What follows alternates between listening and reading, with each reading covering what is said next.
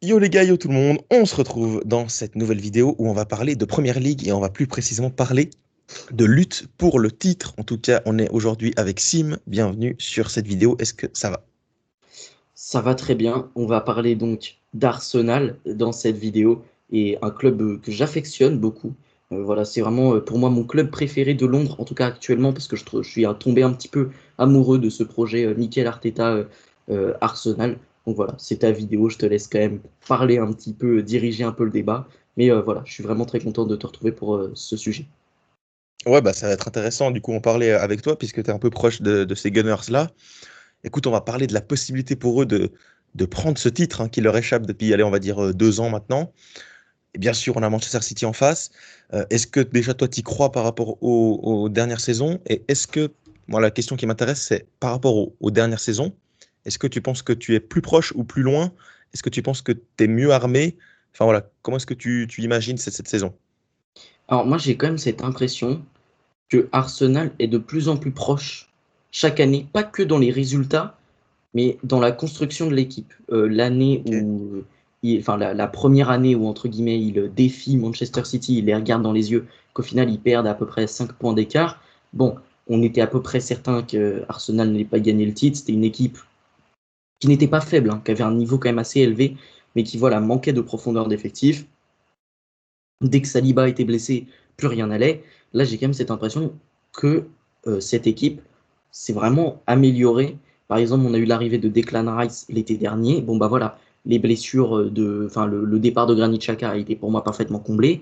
Les blessures de Partey, les blessures d'autres joueurs ont été comblées par cette arrivée de Rice. On avait également l'arrivée d'un Jorginho qui a pu offrir un intérim franchement assez intéressant durant cette saison.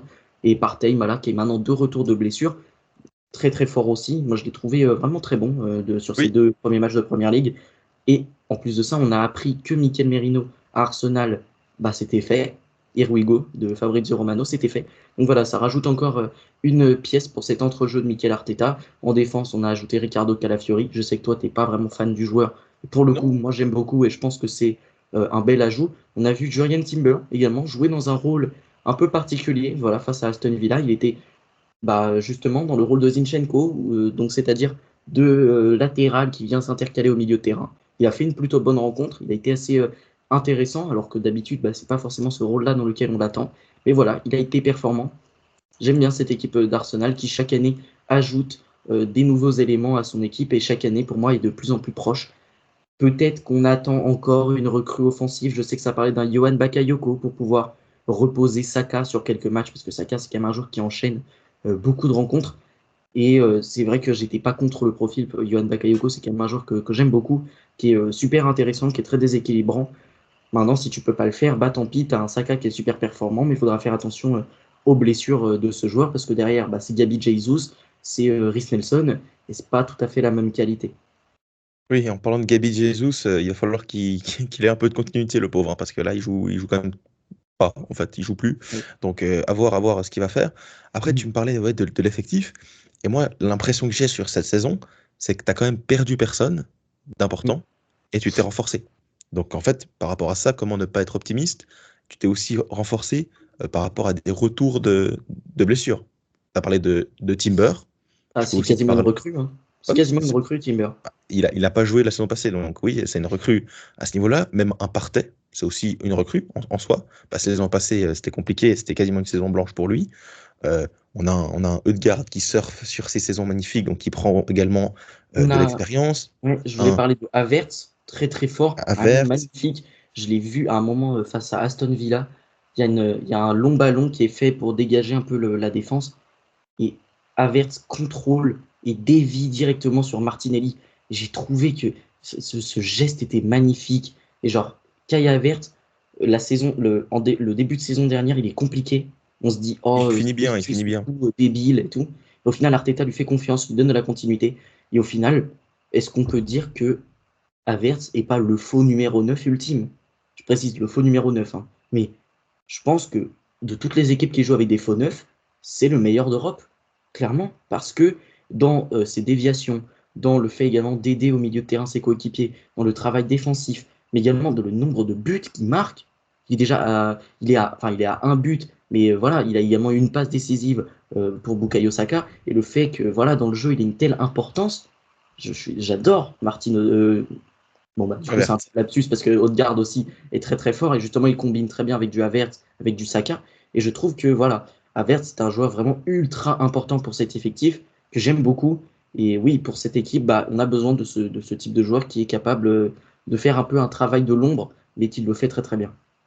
Et puis je peux aussi te parler de l'année 2 de Declan Rice, tu vois, il va encore plus s'incorporer collectivement dans ce milieu de terrain, ça peut forcément que s'améliorer encore. Donc par rapport à ça aussi, je suis assez optimiste. Même un Ødegaard, on en a parlé, mais le niveau est exceptionnel. Par contre, moi, là où je vais quand même avoir quelques doutes, je sais pas si tu vas me suivre, mais Martinelli, moi je suis moins fan de Son début Martinelli. de saison est un peu compliqué. Maintenant, je trouve que c'est quand même un joueur de qualité, un joueur qui a un Ouais, certain potentiel, même si oui, je lui vois une marge de progression pas énorme. Voilà, ouais, c'est je suis mon d'accord avec avis. toi. Par contre, je reste persuadé que c'est quand même un joueur Ah super oui. important. C'est quand même un mec qui a su te marquer, je crois, à peu près 17 buts, toutes compétitions confondues, t'es délivré une bonne dizaine de passes décisives. C'est pas mauvais non plus, hein. C'est du très bon acabit. Bon, même si on est dans une génération qui est biberonnée à Cristiano Ronaldo et à Lionel Messi, ça reste quand même des statistiques d'un très bon ailier. Voilà, on va pas se mentir, c'est l'un des meilleurs ailiers de Première Ligue, l'un des meilleurs ailiers du monde. Même si oui, je lui vois une marge de progression bien plus faible qu'un Bukayo Saka, par exemple. Bukayo Saka, qui est pour moi vraiment le star boy en fait de cette équipe, qui est de plus en plus fort chaque saison. Et voilà. Tandis que Gabriel Martinelli, c'est vrai que j'ai tendance à lui voir des périodes de grosse stagnation, même si c'est quand même un joueur qui a progressé hein, sur ces dernières années. C'est quand même un joueur qui est sur la face ascendante de sa carrière. Ouais, c'est vrai. Même si bon, voilà, l'ascension est peut-être un peu moins fulgurante que celle de Saka, bien sûr. Après, tu vois, cette équipe, je trouve que c'est difficile de la juger dans les premiers mois. Parce qu'en fait, dans les premiers mois des même deux, trois dernières saisons, ça a toujours été très bien. Et en fait, c'est toujours un moment donné, parce qu'on peut en parler, la saison passée, allez, c'est un choke sur le Boxing Day, sur le match en mars, il me semble que c'était en mars contre Aston Villa où ils perdent à domicile, tu vois, ça se joue à rien. Donc, en fait, il faut juger, en fait, on juge sur des détails. Et Oui, par ça rapport se à joue ces à pas détails-là, grand-chose. Pour moi, Arsenal est le vrai champion de la saison dernière. Parce qu'en plus de ça, face à Manchester City, c'est 4 points hmm. gagnés en Première Ligue. Après, je suis d'accord avec toi hein, par rapport au face-à-face, etc. Mais on peut quand même, on peut quand même donner le crédit à Manchester City dans le sprint final, dans le vice, dans la capacité à gagner constamment, même en étant moins flamboyant. Et ben ça, est-ce que Arsenal a cette capacité-là? C'est là où moi j'ai quelques doutes, tu vois, dans cette capacité à, dans les 10 derniers jours, faire 10 victoires. Est-ce que Arsenal peut le faire? À voir, moi j'y crois, mais ils ne l'ont pas encore Personnellement, prouvé. j'y crois. J'ai l'impression que cette année, pour le coup, je me dis cette année, c'est la bonne. Et il y a des gens qui disent, oui, Arsenal va attendre que Guardiola parte pour gagner des titres. Oui, et alors? Et si c'est le cas, je suis désolé, ça a moins de saveur. Et ça, je pense que Arteta le sent, tu vois. Ah, Arteta a Arteta envie de battre a Guardiola? envie de détrôner son papa. Il a envie de Le détrôner padré. le mec qu'il a formé.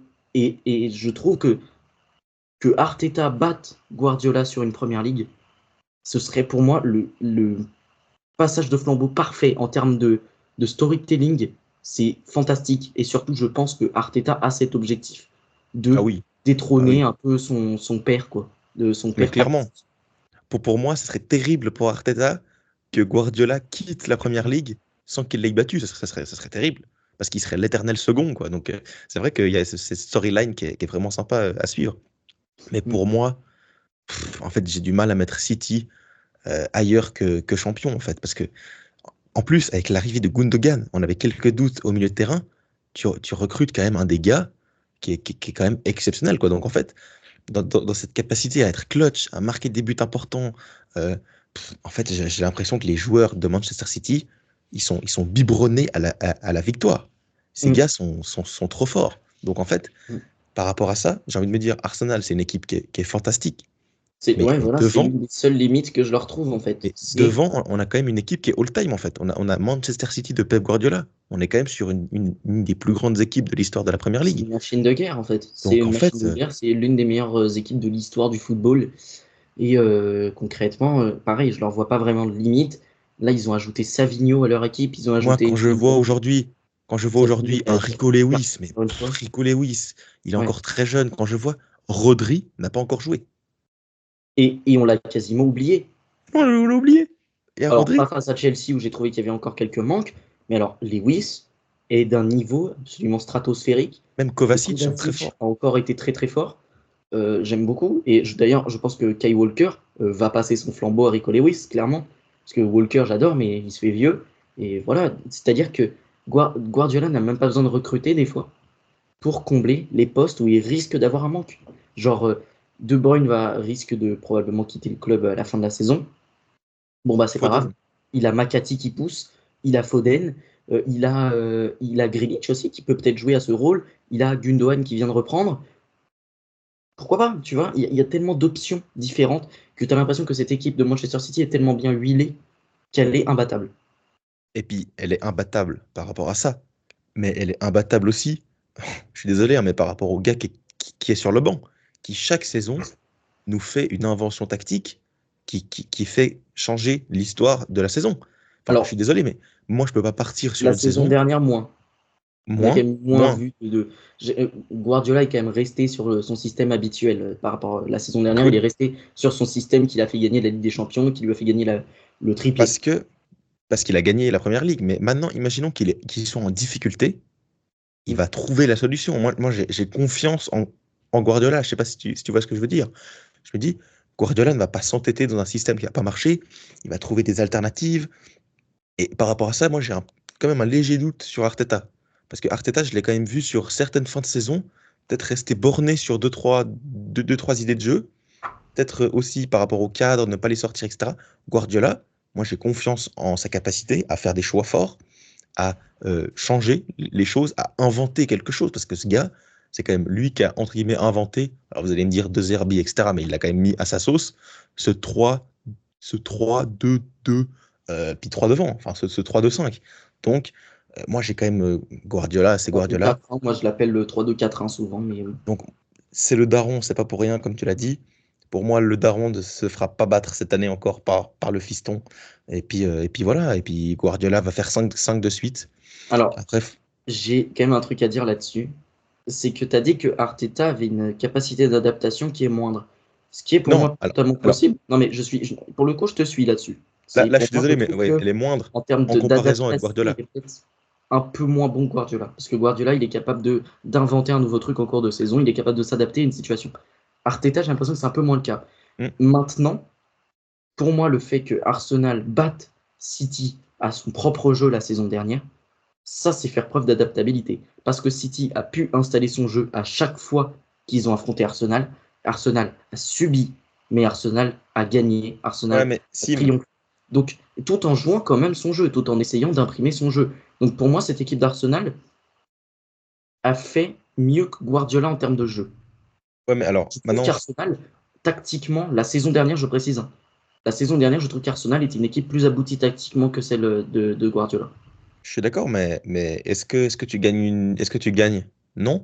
Donc en fait, je suis d'accord avec toi. Et là, tu me parles de la double confrontation. Et en fait, c'est 38 journées.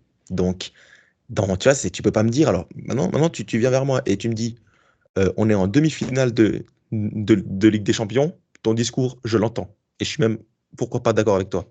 Maintenant, Mm. sur 38 journées, Mais alors, franchement, je c'est vois quoi? Je pas. vais même me mouiller. Je vais même me mouiller. Je pense que la saison dernière, Arsenal, en termes de jeu, est la meilleure équipe d'Europe. Ouais, Avec mais l'Inter. franchement, il n'y a pas non Sauf plus que de débat, hein, tu parce que as bien fait City, de le l'année passée, c'est préciser. moins fort.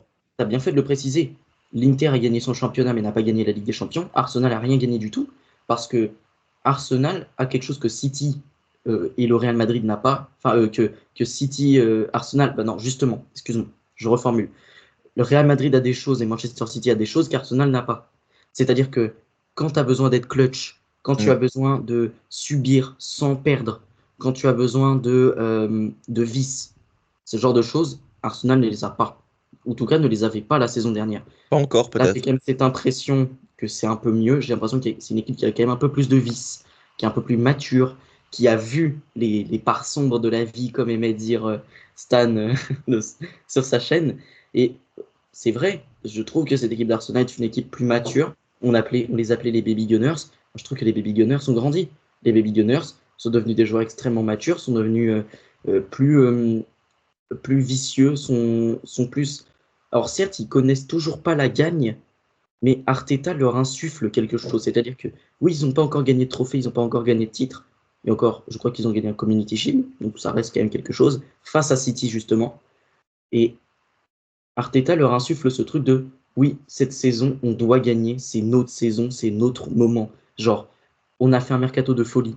Le projet, ça fait des années qu'il dure, ça fait des années qu'on répète, nos Ouais, supporters, c'est le moment. trust the process, trust the process. C'est le moment de montrer aux supporters que le process a marché. Non, je suis d'accord. Et puis forcément, dans la vision où tu te rapproches chaque saison, au bout d'un moment, tu peux pas te rapprocher plus, tu es obligé de passer devant. Donc, à part si tu termines, voilà, égalité, je sais pas, au goal average, mais là, il va falloir Surtout quand que même là, passer. avec les éléments qui ont été ajoutés, avec tous les trucs tactiques, toutes les adaptations tactiques qu'a fait Arteta, je vois pas de meilleure évolution en fait. Hmm. Je vois pas de marge de progression. Pour moi, cette équipe est arrivée à maturation et doit gagner face à City. Pour moi, c'est l'année ou jamais. Non, c'est vrai, non, mais tu as raison, ça peut s'entendre que ça soit. Voilà, là, tu as une équipe qui est compétitive, tu as une équipe qui se connaît depuis plusieurs années, c'est maintenant. Et puis, je suis d'accord avec toi, je suis d'accord avec toi, franchement, je l'entends. Et toi, du coup, tu vois quand même, tu vois, en petit prono, tu vois Arsenal.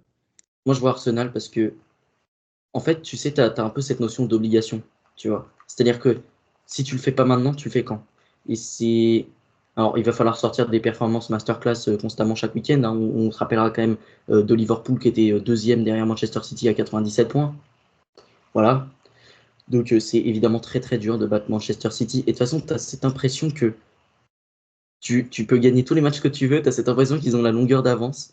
Genre, Mais ils est-ce peuvent être que, 5 points maintenant, derrière toi, tu as l'impression qu'ils vont gagner le titre quand même, tu vois. est-ce Et que, il faut justement que Arsenal ne laisse que des miettes à City. est-ce qu'il y a un plus grand défi de football de battre Pep Guardiola sur 38 journées?